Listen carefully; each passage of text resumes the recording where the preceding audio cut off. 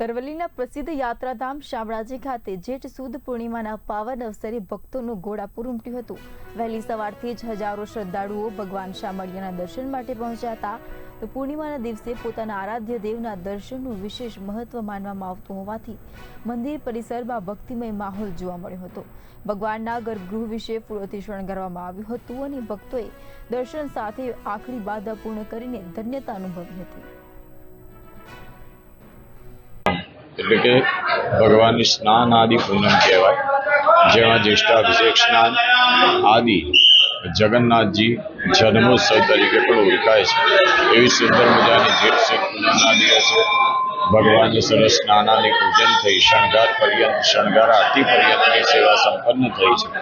ભગવાનને સુંદર શ્વેત વસ્ત્ર અને મોતી ડાયમંડના દાગીનાથી અલંકૃત કર્યા છે।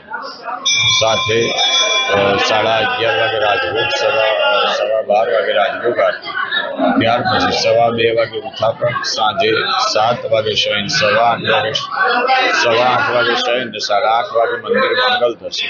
એવો સુંદર મજાનો આજરોજનો કાર્ય